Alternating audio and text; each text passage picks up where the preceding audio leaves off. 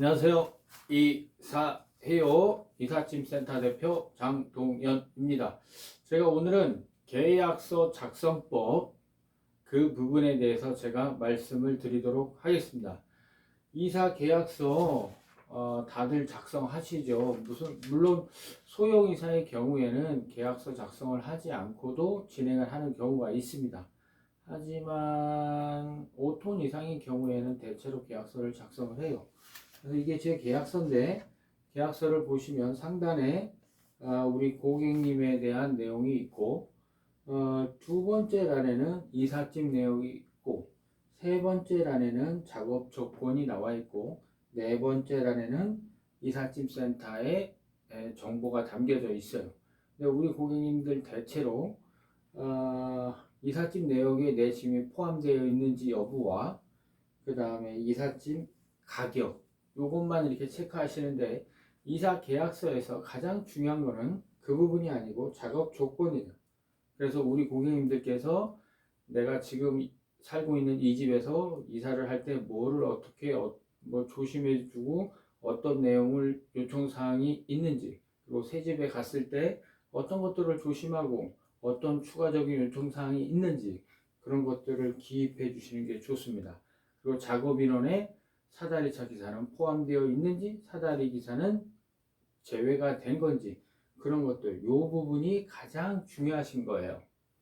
자, 그리고 우리 고객님들 이사를 하다 보면 어떤 문제가 생기고 추가 요금이 발생되고 물품이 분실되고 파손이 될 수도 있고 여러 가지 변수가 있을 수 있잖아요. 그죠? 그래서 저에게 문의를 주시는 분들도 계시고 해결 방법을 알고자 하시는 경우도 많으세요. 그런데 우리 고객님들 계약서 뒷면을 보신 분 계십니까? 계약서 뒷면을 읽어보신 분 계십니까? 아마 대체로 없으실 거예요. 그래서 계약서 뒷면에 보면 뭐가 있냐면 이사화물 표준 약관이 있어요. 물론 그 약관이 없는 경우도 있습니다.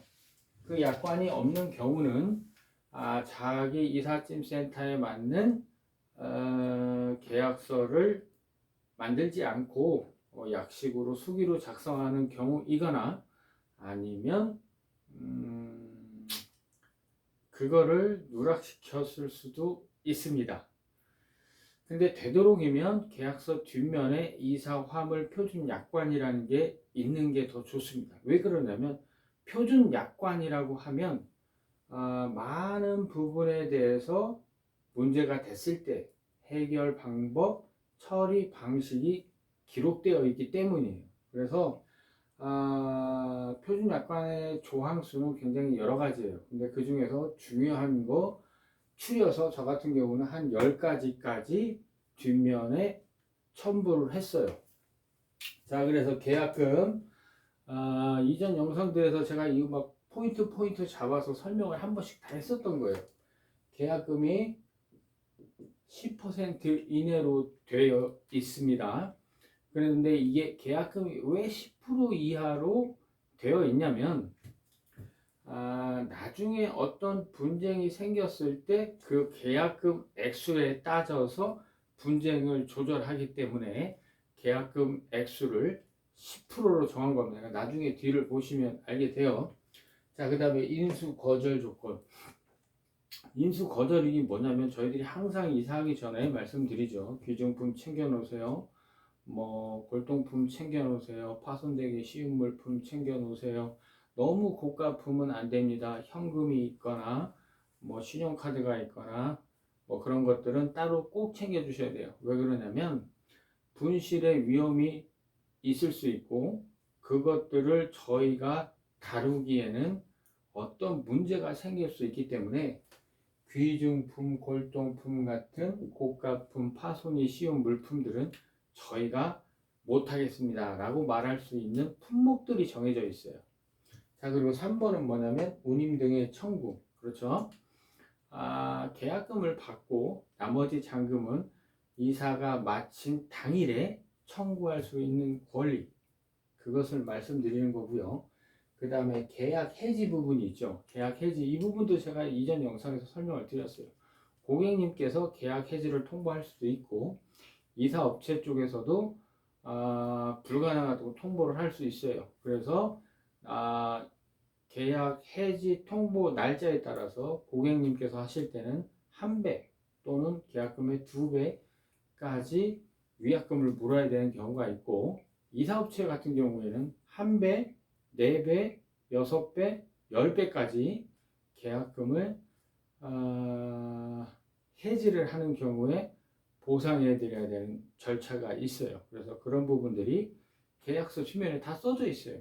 그래서 궁금하신 분들은 내가 지난번에 가지고 있던 계약서를 한번 뒷면을 확인해 보시면 알 수 있어요. 그리고 그 계약서를 한 번씩 읽어 보시면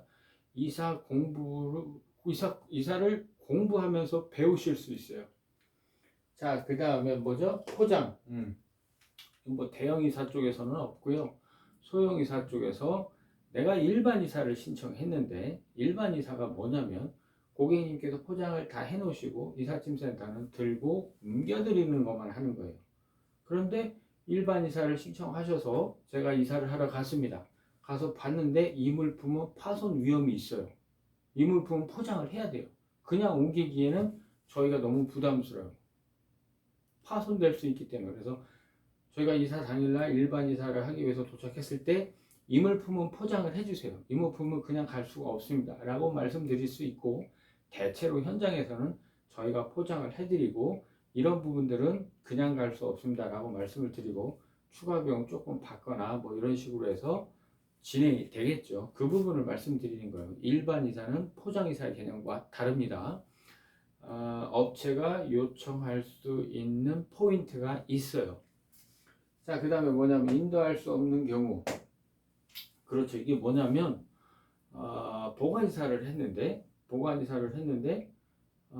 언제까지 연락이 와서 그날 빼드려야 되는데 연락이 안 되시는 경우.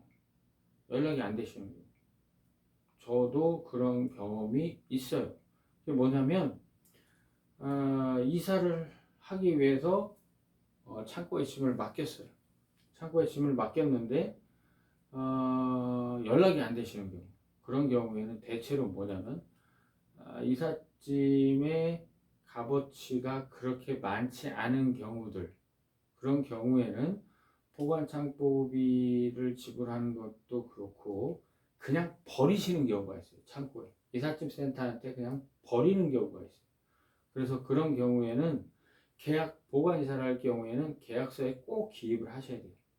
뭐라고 기입을 해야 되냐면 몇 월 며칠 날 이삿짐을 다시 넣어 드리는데 연락이 안 되는 경우 2개월까지 기다려 보고 2개월 내에 도저히 연락이 안 된다. 그러면 내가 경매로 팔 수 있다. 이거를 기입하시는 거예요. 그리고 고객님도 그 부분에 인정을 하고 사인을 하시고 그 다음에 내가 판매를 했을 경우에는 반드시 통보를 해야 돼요. 근데 그런 경우들이 대체로 연락이 끊겨서 연락이 안 되는 경우이기 때문에 이게 경매로 팔아도 통보를 할 수가 없어요. 그렇기 때문에 그런 경우에는 이삿짐 다가 조금 손해를 볼 수밖에 없습니다. 하지만 저는 어쨌거나 계약서에 반드시 기입을 해요. 2달 동안 약속한 날에 2달 동안 연락이 안 되는 경우에는 연락이 없는 경우에는 제가 폐기를 하겠다 이렇게 해서 계약서에 반드시 기입을 해요. 그래서 보관이사 할 때 그런 문제가 있으니까 우리 고객님들도 스케줄을 확인하시고 이삿짐 센터, 제 영상을 보는 이삿짐 센터들도 그런 부분을 활용하시면 조금이라도 도움이 될 것 같습니다. 자, 그리고 공동운송, 타운송수단. 예, 그렇죠. 저 같은 업체들은 정식 허가가 있어요. 허가 있는 업체는 내가 일을 진행할 수도 있고 다른 업체한테 일을 줄 수도 있고 내 지부한테 일을 줄 수도 있어요. 그 부분을 말씀드리는 거예요. 내가 계약한 일에 한해서는 내 차를 이용할 수도 있고 남의 차를 이용할 수도 있고 남에게 일을 통으로 줄 수도 있다는 뜻입니다. 자, 그리고 손해배상, 파손과 분실 이 부분에 대해서는 제가 뭐 해결법까지 아주 디테일하게 말씀드렸었어요, 영상에서. 그래서 이제 그런 부분들은 어느 정도 이해가 되셨으리라 생각을 합니다. 그리고 굉장히 짧은 시간에 설명드리긴 힘든 부분이에요. 그래서 그거는 제 손해배상 청구 부분 동영상 첫 페이지, 제 홈 첫 페이지에 제가 올려놓은 부분도 있어요. 그런 영상을 보시면 쉽게 이해하실 수 있을 것 같아요. 자, 그 다음에 고객의 손해배상. 이건 뭐냐면 이삿짐, 그러니까 이제 대기 시간이라고 보시면 돼요. 대기 시간이라는 게 뭐냐면 내가 이삿짐을 가지고 새 집에 가서 기다리지 않고 점심 식사를 한 후에 바로 올려드려야 되는데 그렇지 못하는 경우가 생기죠. 이사 업체의 문제일 수도 있고 고객님의 문제일 수도 있어요. 저 같은 경우 어제 이사를 하는데 이제 사다리 차를 이용해서 짐을 올려야 돼요. 그래서 사다리 차가 쭉쭉쭉쭉쭉쭉 이제 뽑고 있는 거예요. 15층으로 쌓아야 되는데 쭉쭉쭉쭉 탁 서버렸어요. 이 상태로. 근데 사다리 차를 대는 장소는 이 차를 빼야만 다른 사다리를 댈 수 있는 거지. 이 차가 여기 서 있는데 다른 사다리를 다른 곳에 대서 쏠 수가 없거든요. 그렇게 하면 너무 위험한 상황이 돼요. 그렇기 때문에 이 사다리를 고치는 동안은 아니면 이 사다리 차를 치우는 동안은 우리 고객님 기다리셔야 돼요. 그런 경우에는 이삿짐 센터에 귀책이 됩니다. 그래서 대기 시간 곱하기 계약금의 2분의 1 고객님께서 청구를 하시게 되면 이삿짐 센터는 지불을 해야 돼요. 그러니까 저 같은 경우는 한 2시간 정도 기다렸던 것 같아요. 너무 죄송하잖아요. 그래서 이제 그런 경우에는 대체로 이해를 하시지만 계약서대로 이사 화물 약관에 대해서 청구를 하신다면 손해배상 청구가 됩니다. 그런 부분. 그래서 이제 제가 이제 죄송한 마음을 갖고 고객님께 양해를 구하고 평소보다 더 꼼꼼하게 했죠. 근데 이제 반대로 이사업체의 문제가 아니고 고객님의 문제로 이사업체가 대기를 하는 시간이 발생이 된다. 그러면 그 부분도 마찬가지로 대기 시간 곱하기 이사 계약금의 2분의 1 지불하셔야 되는 거예요. 근데 그 경우도 마찬가지로 원룸 이사를 하는데 계약금을 만약에 10만 원 받았어요. 1시간을 기다려요. 혼자 하는데 그럼 1시간 기다렸다가 10만 원을 줘야 되냐? 그렇진 않죠. 그리고 10톤 이사를 하는데 8명이 왔는데 1시간 기다렸는데 그럼 그것도 10만 원을 줘야 되느냐? 그건 또 아니죠. 그렇기 때문에 그런 부분에 대해서는 상식선에서 계약서와 상관없이 협의를 하시면 될 것 같아요. 그리고 고객님의 입장에서 내가 이사한 날 어떤 특정 일 처리 때문에 조금 기다려야 되는 시간이 생길 것 같다. 도배, 장판, 청소 등에 의해서 그런 경우엔 미리 업체와 한 번 더 상의를 하고 협의를 한 다음에 진행을 하시는 게 좋습니다.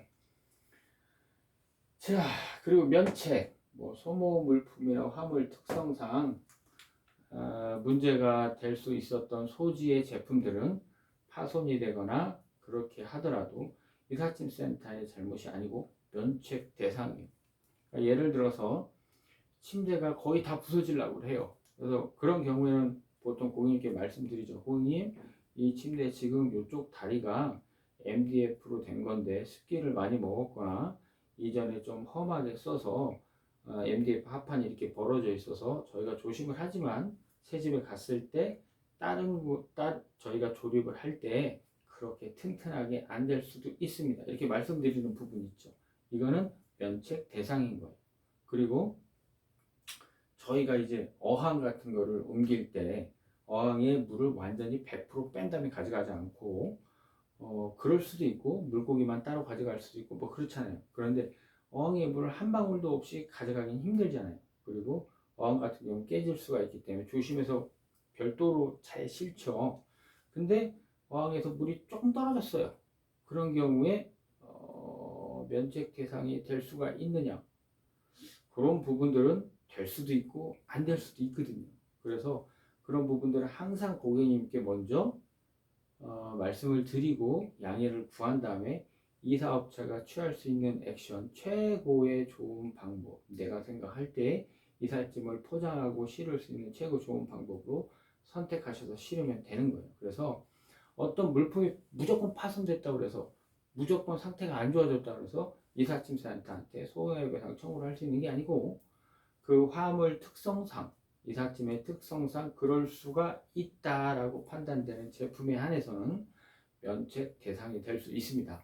그래서 우리 고객님들 계약서 작성할 때 이사 금액이 얼마인가, 추가 비용 있나요 없나요, 그것만 따져보지 마시고 이사 계약서 뒷면 이사 화물 표준 약관 한번 읽어 보신다면, 그리고 또 제 지난 영상들 손해배상 처리라든가 어떤 특정 상황에서 처리 방법들 한번 확인해 보신다면 충분히 이사에 대한 공부가 되시리라 생각하고 도움이 되실 거라 생각합니다. 오늘 영상 여기서 마치고요. 다음에 또 다른 영상으로 찾아뵙겠습니다. 감사합니다.